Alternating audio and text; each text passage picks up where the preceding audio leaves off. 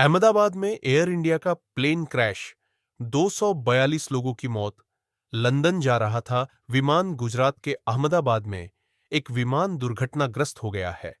London जाने वाला यह प्लेन एयरपोर्ट के नजदीक ही क्रैश हो गया, जिससे तेज धमाके की आवाज के बाद धुएं का गुब्बार देखा गया।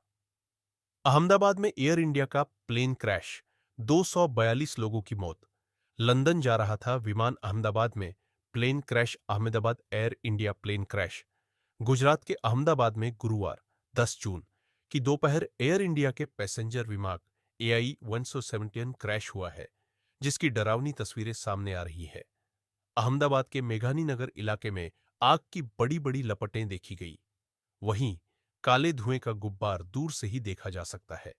इस विमान में 242 यात्री सवार थे और सभी की मौत हो गई है। बता दें, इस विमान में गुजरात के पूर्व मुख्यमंत्री विजय रूपाणी भी सवार थे, जो अपने परिवार से मिलने के लिए लंदन जा रहे थे। यह AI-171 विमान लंदन के लिए उड़ान भर रहा था। अहमदाबाद के सरदार वल्लभ भाई पटेल इंटरनेशनल एयरपोर्ट से टेक ऑफ करते समय ही आसपास की इमारत या दीवार से टकराने से प्लेन क्रैश हुआ है। विमान के उड़े परखचे शुरुआती जानकारी के अनुसार सरदार वल्लभ भाई पटेल इंटरनेशनल एयरपोर्ट में यह दर्दनाक हादसा हुआ है। माना जा रहा है कि एयरपोर्ट की बाउंड्री से लगकर यह विमान दुर्घटनाग्रस्त हुआ है।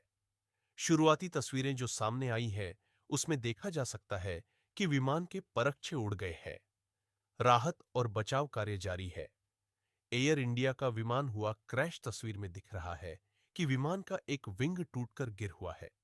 दमकल कर्मी पानी की बौछार कर आग पर काबू पाने की कोशिश कर रहे हैं। फिलहाल आग पर कुछ हद तक काबू पा लिया गया है।